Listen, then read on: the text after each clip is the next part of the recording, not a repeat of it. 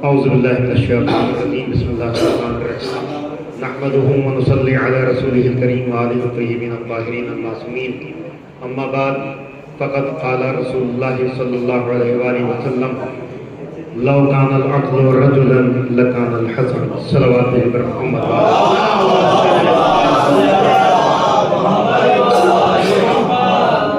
رسول اکرم کی وہ حدیث جو بینر میں لکھی ہوئی ہے اس کو عنوان سخن قرار دیا اور حسب دستور اور حسب توقع، آپ کی توقع کے مطابق بھی اور حسب دستور بھی.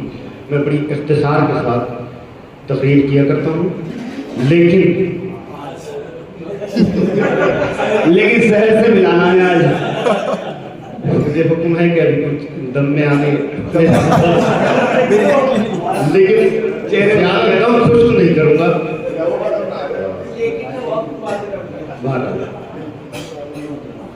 ابھی نوشد صاحب نے جیسے فرمایا تو یہاں چونکہ ادیب حضرات بیٹھے ہوئے ہیں، یہاں کسی چیز کی وضاحت کی ضرورت نہیں ہے، لیکن چونکہ ابھی وہ بچے کہ جنہوں نے شاعری میں قدم رکھا ہے وہ بہت سی چیزوں کو نہیں جانتے، صرف ردیف قافیہ جانتے ہیں اور موضوع بندی جانتے ہیں. ادروائز میں خود دیکھتا ہوں اور آپ لوگ مجھ سے بہتر سنتے ہیں، سمجھتے ہیں کہ بہت سی اضافتوں میں وہ غلطی کر جاتے ہیں، بہت سی چیزوں میں. لیکن بہت سے شعراء جو ہیں وہ صحیح لکھ کے لاتے ہیں اور کبھی کبھی جو استاد الشعراء ماسٹر شاہ کئی بار ہوا ہے، کئی جگہ ہوا ہے، بہت جگہ ہو جاتا، لیکن وہ غلطی نہیں ہوتی، وہ تو لکھا ہوا صحیح ہے. اور ظاہر سی بات ہے یہ استادوں میں ہیں، ہمارے ڈاکٹر مبارک صاحب ہیں اور ماستب تقی، لیکن وہ ہمارے نوجوان شعراء کہ ماشاءاللہ سے جن کی فکر کا قلب ان کے قلب سے کہیں زیادہ پارا نظر آتا ہے. کیا بات ہے. لیکن ابھی کچھ چیزیں میں ان سے گزارش کرتا ہوں کہ باقاعدہ شاعری کو پڑھنے کی کوشش کریں اور محیط الدائرہ ایک بہترین کتاب ہے، اس کو پڑھیں. ہمارے شعراء جانتے ہوں گے ایک شاعر ہوا کرتے تھے لکھنؤ کے قریب کہ میرے ذہن سے اس کا نام نکل رہا ہے، بہت بہترین شاعر ہے، بہت اچھا شاعر، بڑا پختہ شاعر. اس نے ہمارے ساتھ ہمارے دور طالب علم میں مولانا شاہ کے ساتھ نظر عسکری موہانی ایک آدھار امروہہ بھی آئی، بڑا پختہ شاعر، بہترین نظر عسکری موہانی جی لکھنؤ میں ہوا رہتے تھے. اب تو انتقال ہو گیا، غالباً انتقال ہو گیا. وہ امروہہ بھی آئے ہمارے دور طالب علمی میں مولانا شاکر صاحب کے دروازے میں کھڑے تھے. بھائی آپ کیا مطلب؟ بولے میں نے کہا یہ محیط دائرہ اور آپ یہاں. بولے میں ان سے پڑھنے آ گئی. میں نے کہا ہم بھی پڑھتے ہیں تھے. تو بہترین پختہ شاعر ہونے کے بعد کہ تمہیں نوجوان شعراء سے گزارش ہے، اس لیے کہ بہت سی جگہ ان کی ایسی غلطیاں ہو جاتی ہیں کہ جو ان کو چاہیے کہ بہرحال یہ تفصیلی اور تمہیدی گفتگو میں نے جس حدیث کو عنوان سخن قرار دیا اس میں رسول اسلام نے فرمایا کہ اگر عقل مجسم ہوتی تو امام حسن کی شکل میں ہوتی. اگر عقل مجسم ہوتی، لو کان العقل رجلا، انسانی صورت میں ہوتی، مجسم ہوتی تو امام حسن کی صورت میں ہوتی. بات سمجھ میں آ گئی کہ اب جو بھی امام حسن کے قریب ہوگا وہ عقل مند ہوگا، جو ان سے دور ہوگا وہ خود اپنا فیصلہ کرے گا. اس لیے کہ نبی نے فرمایا. اور بہت سی چیزیں ایسی ہیں، ہمارے شعراء نے بہت سے شعراء نے کلام پڑھا اور ابتر سے متعلق بھی پڑھا، سورہ کوثر سے متعلق بھی پڑھا، رسول کو تازہ دینے سے متعلق بھی پڑھا. بہت سے افراد آج بھی مشکوک ہیں کہ امام حسن و حسین رسول کے بیٹے کیسے ہیں؟ جب آپ حضرت علی اور فاطمہ کے بیٹے کہتے ہیں اور ایک طرف رسول کے بیٹے کہتے ہیں، یہ کون سی بات ہے؟ رسول اسلام کی احادیث کا مطالعہ کیا جائے. نبی نے واضح طور پہ کہا کہ حسن و حسین وہ اولاد ہیں جو بیٹے تو میرے ہیں مگر ثلث علی کے ہیں. کائنات میں ان جیسا کوئی بیٹا نہیں. اگر اس موضوع پر بولوں تو شاید پوری شب گزر جائے. کائنات میں ان جیسا کوئی بیٹا ہوا ہی نہیں. لیکن آئیے قرآن کریم سے، اس لیے کہ میرے چھوٹے بھائی بیٹھے ہوئے، بچے بیٹھے ہوئے، اس لیے میں قرآن کریم کے حوالے سے آپ کی خدمت میں عرض کر دوں. جناب ابراہیم پیغمبر خدا، نبی ہیں، معصوم ہیں. جناب ابراہیم اور معصوم ہونے کے بعد بیٹے کی خواہش، ان کی زوجہ جناب حنا کا پروردگار بیٹا دے دے. اللہ نے کہا جاؤ ہم نے تمہیں بیٹا دے دیا. آ گئے خوش خوش. حنا اللہ نے دعا قبول کر لی، بیٹا عطا کر دیا، بیٹے کی بشارت دے دی. اب ظاہر سی بات ہے کہ مردوں کے مزاج میں اور عورتوں کے مزاج میں بہت فرق ہوا کرتا ہے. یہ اور بات ہے کہ کچھ مرد عورت مزاج ہوا کرتے. واہ واہ واہ واہ، کیا کہہ رہے ہیں. البتہ ہمارے معاشرے میں ایسا کوئی سلسلہ نہیں ہے، لیکن کچھ عوام میں ہوا کرتے ہیں اس طرح کے. مردوں کی صفات کیا ہوتی ہے؟ پکے پیٹ کے ہوتے ہیں. اللہ نے کہہ دیا یقین. حنا کو آگے بتا دیا صنف نسواں ویسی کمزور، صنف نازک. کہا اچھا بیٹا عطا کرے گا. آثار نمودار ہو گئے. ولادت ہوئی تو جناب مریم بیٹی. بس عمران معصوم ہے، حنا غیر معصومہ ہے. عمران مرد ہے، وہ زوجہ ہیں، عورت ہے. عمران خاموش ہیں، پیشانی پہ شکل نہیں آئی کہ اللہ نے صادق الوعد، وہ کہہ رہا ہے میں تمہیں بیٹا عطا کر رہا ہوں. صادق الوعد، عمران کی پیشانی پہ شکل نہیں ہے، لیکن حنا بے چین ہو گئی. عمران تم تو کہتے تھے کہ میرے خدا نے وعدہ کیا، قرآن کریم پڑھ رہا ہوں، تم تو کہتے تھے کہ میرے خدا نے بیٹا دینے کا وعدہ کیا ہے، اور یہ تو بیٹی کی ولادت ہو گئی. عمران خاموش ہے. مصلحت پروردگار سے واقف ہے، قرآن پڑھ رہا ہوں، مصلحت پروردگار سے واقف ہے. قسم خدا کی اگر صرف یہی تک ہوتا سلسلہ کہ عمران کو بشارت بیٹا ہوتا ہو تو بیٹے کی بشارت کی ہوتی کہ ہم تمہیں بیٹا عطا کریں گے اور بیٹی ہو جاتی، تو مجھ جیسا گداخیدہ بھی پریشان ہو جاتا کہ اللہ نے بیٹے کا وعدہ کر کے بیٹی کیوں دے دی. لیکن اللہ نے صرف بیٹا نہیں کہا، اس نے کہا ہم تمہیں بیٹا عطا کریں گے جو نابینا کو بینا کرے گا، جو مردوں کو اللہ کے حکم سے زندہ کرے گا. اب جو یہ شرطیں لگائیں تو مجھ جیسا قدعیدہ بھی یقین کر گیا.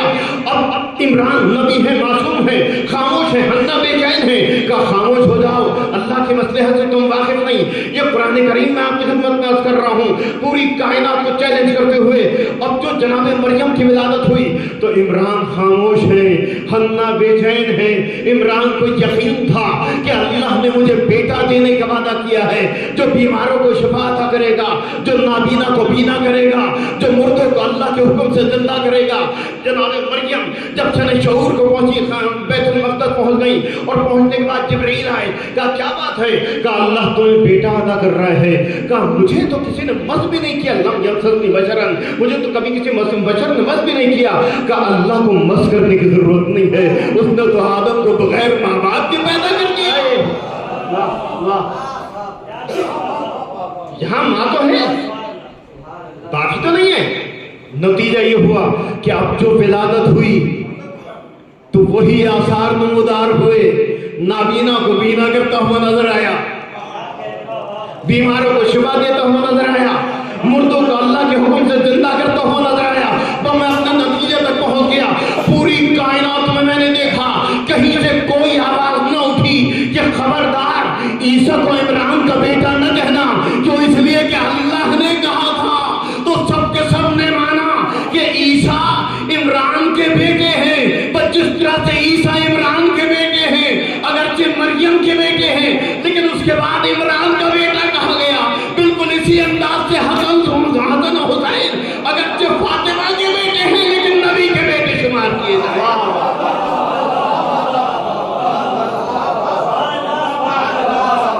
یہ نبی نے فرمایا ہے جس طرح سے جناب عیسیٰ مریم کے بیٹے ہونے کے باوجود عمران کے بیٹے ہیں، اسی طرح سے حسن حسین فاطمہ کے بیٹے ہونے کے بعد نبی کے بیٹے ہیں.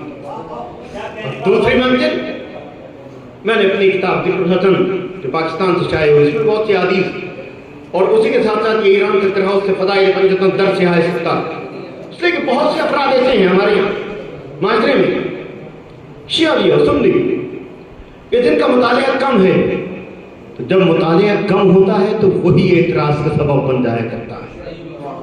یہ جملہ بہت قیمتی میں آپ کو خدمت کر رہا ہوں، یا اسی کو پلٹ کے میں یہ کہوں جیسے لفظ نشر مرتب کہا جاتا ہے شاعری میں، سبھی عزیز بیٹھے ہوئے ہیں کہ اعتراض وہی کیا کرتا ہے جس کا مطالعہ کم ہوا کرتا ہے. ہمیشہ معترض وہی بنتا ہے. ہمارے بہت سے اہل سنت اور ہمارے معاشرے میں ہمارے بہت سے شیعہ بھی ایسے ہیں کہ جن کا مطالعہ وسیع نہیں ہے، نتیجہ وہ اعتراض کر بیٹھتے، بات بات پہ اعتراض ہوتا، ارے صاحب آپ نے یہ کیسے کہہ دیا، ارے ہماری ایک حدیث ایک روایت مشہور ہے کہ اتفاق سے ایک مرتبہ امام حسین پشت رسول پر بیٹھ گئے. میں نے فضائل بیت در سیاہ ستہ، صحیح بخاری، صحیح مسلم، یہ سیاہ ستہ جو اہل سنت کی معتبر کتابیں ہیں، اس میں فضائل اہل بیت 3 جلد کتاب ایران کی طرف سے چاہیے ہوئی، اس میں بڑی تفصیل سے اس کو لکھا. ایک مرتبہ اتفاق سے امام حسین نہیں بیٹھے، یہ تو ان کا شعار اور دستور تھا، امام حسن کا بھی امام حسین کا بھی، کہ جب دل چاہتا تھا پشت رسول پہ آ جایا کرتے تھے، نبی سجدے میں ہوتے تھے. ایک مرتبہ کے اتفاق نہیں ہے. اور سیاہ ستہ کے حوالے سے اس کو لکھا کہ ایک مرتبہ کے اتفاق نہیں ہے کہ امام حسین پشت رسول پہ ایک مرتبہ اتفاق سے بیٹھ گیا، ایسا نہیں ہے، بلکہ امام حسن اور امام حسین. بھائی میں تفصیل میں نہیں جاؤں گا زیادہ، میں نے آپ سے انتظار کا وعدہ رکھا اور سگنل کا بھی انتظار ہے، اپنی بات کو سمیٹنے کی کوشش کروں گا کہ جس وقت مجھے بانیان سگنل دیں گے تو میں اپنی بات کو بہت تیزی کے ساتھ سمیٹنے کی قادر ہوں، اور تفصیل کے لیے اگر کہیں گے تو میں بالکل آسان سے بھی ملا دوں گا. میں اکثر وہ اس طرح یہاں پر بھی پڑھا کرتا ہوں کہ مسجد جو بنی ہوئی تھی، مسجد نبوی، بالکل ایسے جسٹ لائک جیسے آپ ہال میں بیٹھے ہوئے اور چاروں طرف آپ کے دروازے، یہ تھی مسجد نبوی. ان کا دروازہ بھی کھلا ہوا ہے، ان کا دروازہ بھی کھلا، ان کا دروازہ بھی کھلا، ان کا دروازہ بھی کھلا ہوا ہے، اور یہ سب کے مکانات ہیں. اور ادھر سے باہر کا راستہ ہے، باہر کو جانا ہے آپ کو ادھر کو چلے جائیے، مسجد میں آنا ہے ادھر کو آ جائیے. حکم آ گیا یا نبی اللہ سب کے دروازے بند کر دیجئے. دیکھیے اللہ عادل، ہم تو عادل مانتے ہیں، نبی عادل. میں سب لوگوں سے یہ کہوں کہ سب چلے جائیں، ایک آپ یہاں رکے گا، سحری کھائے گا. آپ سب کہیں گے بھئی یہ کون سی بات ہوئی، یا تو سب کو ہی بھیجیے. اگر میں لیاقت صاحب سے کہوں کہ لیاقت صاحب آپ یہاں رہیں گے اور باقی سب چلے جائیں، لوگ کہیں گے یہ آپ کے سگے رشتے دار ہیں، سحری یہی کھائیں گے. بھئی یا تو سب کے لیے بھارت نبی کو حکم دیا کہ سب کے دروازے بند کر دیجئے، ایک دروازہ کھلا رہ گیا. چچا عباس، نبی کے چچا جناب عباس ابن عبد المطلب، ان کو لوگوں نے چڑھایا کہ جا کے کہو تو صحیح یہ کون سا طریقہ ہوا، علی کا دروازہ کھلا رہ گیا، باقی سب کے دروازے بند ہو گئے، یا تو سب کے ہی دروازے بند ہو تو ان کا بھی دروازہ بند ہو. جناب عباس پہنچے کہ بھتیجے آپ رسول ہیں، آپ ٹھیک ہے، آپ کا مرتبہ بڑا بزرگ بڑا ہے، لیکن میں تو آپ کا چچا ہوں، میں تو بزرگ ہوں، آپ نے میرا بھی دروازہ بند کر دیا اور میرے بھتیجے کا دروازہ کھلا ہوا. علی کا دروازہ، نبی نے حسین جواب دیا، نہ میں نے کسی کا دروازہ بند کیا، نہ میں نے کسی کا دروازہ کھلا رکھا، اللہ نے دروازہ کھولنے کا حکم دیا، اسی نے مجھے بند کرنے کا حکم دیا. اسی نے مجھے بند کرنے کا حکم دیا، میں نے اپنی مرضی سے کچھ نہیں کیا. نتیجہ یہ ہوا کہ ان کا دروازہ کھلا ہوا ہے، نبی مسجد میں نماز پڑھنے سجدے میں پہنچے، جب دل چاہتا تھا حسنین علیہ السلام کا اس رسول پہ آ جایا کرتے تھے. نتیجہ یہ ہوتا تھا کہ لوگ دیکھتے تھے. ایک قسمت کا مارا، اپنی بات کو سمیٹ رہا ہوں، سگنل پہ لیا، ایک قسمت کا مارا نبی کے پاس آئے، یا نبی اللہ میں آپ کا مطیع ہوں، فرمانبردار ہوں، میں نماز پڑھتا ہوں، میں روزہ رکھتا ہوں، میں اچھے اعمال انجام دیتا ہوں. نتیجے پہ غور کیجیے گا، صرف نبی نبی کرنا کافی نہیں ہے. جس کا ذکر کر رہے ہیں وہ ہمارے شافع روز جزا. غور کیجیے گا، وہ قسمت کا مارا بیچارہ آ گیا، کوئی یا نبی اللہ میں نماز پڑھتا ہوں، روزہ رکھتا ہوں، حج کرتا ہوں، زکات دیتا ہوں، آپ کی اطاعت کرتا ہوں، آپ کا مطیع و فرمانبردار ہوں، یہ بتائیے کہ کیا میں جنت میں جاؤں گا؟ نبی نے کہا ہاں، تم مطیع و فرمانبردار ہو تو میری اطاعت کی جنت ہے. میں یوں رسول فقط اطاع اللہ، جس نے نبی کی اطاعت کی ہوئے اس نے اللہ کی اطاعت کر لی. وہ پھر اس کو سر کھجایا، بولے وہ یا نبی اللہ میں جنت میں جاؤں گا؟ بولے ہاں. پھر اس کو یا نبی اللہ میں جنت میں جاؤں گا؟ ہاں ہاں. یا نبی اللہ آپ لکھ کے دے دیں گے؟ عجیب احمد تھا. میں احمد اس لیے کہہ رہا ہوں کہ اس کا انجام برا ہوا. ارے جب نبی نے ایک بار فرما دیا کہ ہاں تم جنتی ہو، اس کے بعد پھر نبی کو شک.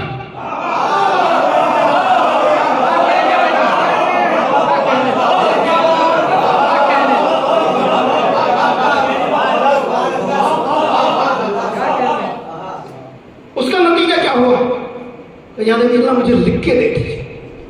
नबी ने कहा ठीक है, तुम जोर के बाद आ जाना, मैं लिख के दे दूँगा, फला वक्त आ जाना, मैं लिख के दे दूँगा। अब ये घर है हसनैन अलैहिस्सलाम का, ये मस्जिद है, ये दरवाज़ा है मस्जिद का। नतीजा ये कि वो वक्त के मुताबिक आ गया। तो जैसे ही वो आया तो उसने क्या देखा, वो हवाला जो मैंने आपको दिया था तफसील के लिए, लेकिन अब मैं समेट रहा हूँ तो इसलिए अपनी बात को मैं बहुत तेज़ी के साथ समेटने के लिए कि फ़ज़ाइल पंजतन दर सिहाए सित्ता में जितने फ़ज़ाइल पंजतन हैं आगे फिरोज़ाबादी इराक़, उन्होंने अरबी में लिखी थी, मैंने उसका तर्जुमा उर्दू में किया और ईरान की तरफ से शाये हुई। उसमें बड़ी तफसील से मैंने इस चीज़ को दिया कि इमाम हसन इमाम हुसैन जब दिल चाहता था उनका सिहाए सित्ता के हवाले से वो पुश्ते रसूल पे हालत सजदा में आ जाते थे। और नबी का आलम ये होता था, ये सिहाए सित्ता के हवाले से अर्ज़ कर रहा हूँ मैं आपको। यहाँ हमारे शेबान साहब के अलावा कोई अहले सुन्नत में नहीं है, शिया हज़रात बैठे हुए हैं, लेकिन अहले सुन्नत भी कभी कभी चौंक जाते हैं और अहले सुन्नत के अलावा अहले तशय्युअ भी चौंक जाती हैं। हमारे शिया हज़रात जब इस तरह की बात सुनती है तो वो भी चौंक जाते हैं कि मौलाना को अजीब बात होगी, अभी तक तो सही तबलीग कर रहे थे, अब ये क्या कर रहे हैं। अब जुमला सुनिएगा हदीस का, नहीं ये मैं तो इनको जानता हूँ, मैं अपनों की बात कर रहा हूँ, मैं उन शियों की बात कर रहा हूँ कि जो बाकायदा शिया कहलाए जाते हैं, ये तो फिर अहले सुन्नत है। वो चौंक जाते हैं कि हम मौलाना आपने क्या पढ़ दिया है हदीस सिहाए सित्ता की, कि जैसे ही हसनैन अलैहिस्सलाम आते थे तो नबी सजदे में इस अंदाज से हो जाया करते थे कि एक बच्चा आपकी शिकम से नीचे से निकल रहा है, दूसरा बच्चा पुष्ट पे बैठ रहा है, कोई गर्दन पे बैठ रहा है, कभी अगर शिकम के नीचे से निकल रहा है बच्चा तो आप नीचे हो जाया करते थे, अगर पुष्प पे बैठ रहा है बच्चा तो आप थोड़ा सा नीचे हो जाते ताकि गिर न जाए। सिहाए सित्ता के हवाले से आपकी खिदमत बात कर रहा हूँ, जिसको हम लोग सुन के चौंक जाया करते हैं कि आप क्या कह रहे हैं। और नतीजा सुनिएगा उस बदकिस्मत का कि जिसको मैंने अहमक कहा, वो भी हम ही जैसा था, इंसान था, लेकिन मार्फत शनाख्त नहीं था। वो न नबी को जानता था, न इमाम को पहचानता था, वो सिर्फ नबी के पहलू में बैठना जानता था, लेकिन नबी के अज़मत से वाकिफ नहीं था।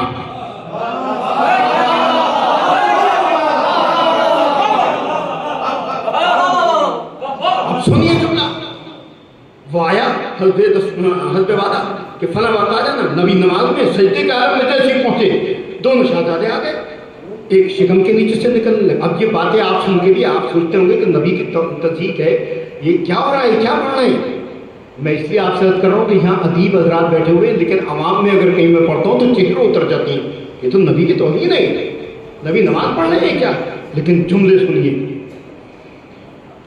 जैसे ही वो आया इधर नबी सजदे में गए, इमाम हुसैन शिकम के नीचे से निकल रहे हैं, इमाम हसन रसूल इस्लाम के गर्दन पे बैठे हुए हैं या वो पुष्प पे बैठ रहे हैं। अच्छा वो ये देख रहा है कि शिकम के नीचे से निकल रहे हैं तो नबी ऊंचे हो जाते, जब वो पुष्प पे आ रहे हैं तो नबी नीचे हो रहे हैं। क्या हो रहा है ये, और घुटता रहा, क्या हो रहा है, और देर लग रही है। जो जन्नत का लालच था बहुत जल्दी से मुझे जन्नत का परवाना मिल जाए।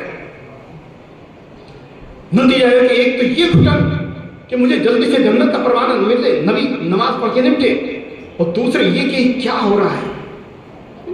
एक बच्चा जो है वो शिकम के नीचे से निकल रहा है, एक बच्चा जो है कुछ पे बैठ रहा है, कोई गर्दन पे बैठ रहा है, कोई सर पे बैठ रहा है, और नबी का भी फेस देख रहा है कि वो नबी जो है शिकम से नीचे से अगर बच्चा निकल रहा है तो ऊंचे हो जाते हैं, और जब कुछ पे आ रहा है तो देखने के बाद खुद गया जिस तरह से आप घुट रहे होंगे सहरी का सिग्नल मिलने के बाद भी। लियाकत भाई का चेहरा कुछ ज्यादा अच्छा, मुझे महसूस हुआ, मेरी गलतफहमी अपने अल्फाज वापस लेता हूँ। नतीजा है कि इतना घुट गया, नबी की नमाज तमाम हुई, सलाम किया, मिली हुई जन्नत देखिए कैसे वापस होती है। और नतीजे पे गौर कीजिएगा, अपनी बात को ख़त्म कर रहा हूँ कि जैसे ही नबी की नमाज तमाम हुई उसने सलाम किया, अदब से करीब पहुँचा। ज़रूरत तो थी नहीं कि क्या हो रहा है क्या नहीं, बल्कि सलाम करने के बाद करीब पहुँचा।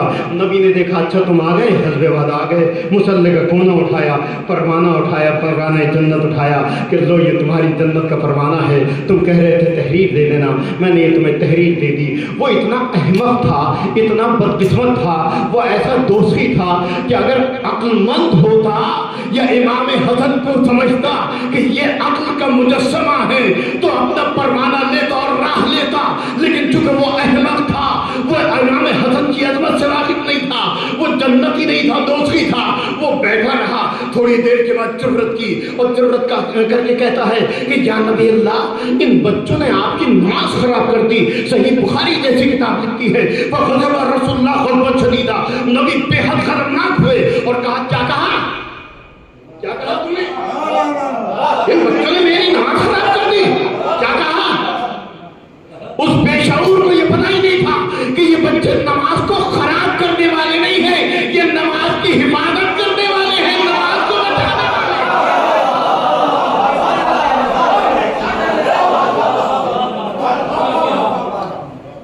اس بے شعور کو اس بات کا شعور نہیں تھا کہ یہ صرف نماز کی حفاظت کرنے والے نہیں ہیں بلکہ یہ پورے دین اسلام کے معاون ہیں۔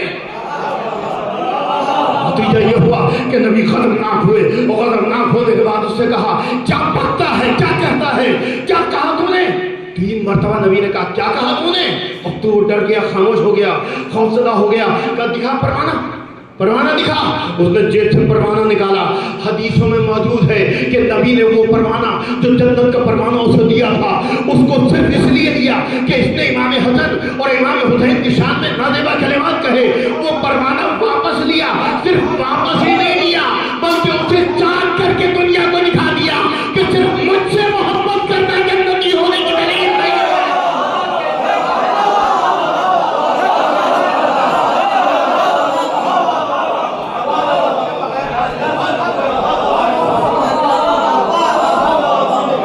نبی نے قیامت تک کی دنیا کو پیغام دے دیا کہ اگر حسن و حسین سے محبت کرتے ہو تو یقیناً جنت بھی ہو، عقل مند بھی ہو، لیکن اگر ان سے محبت نہیں ہے تو جنت مل بھی جائے گی تب بھی واپس لے لی جائے گی۔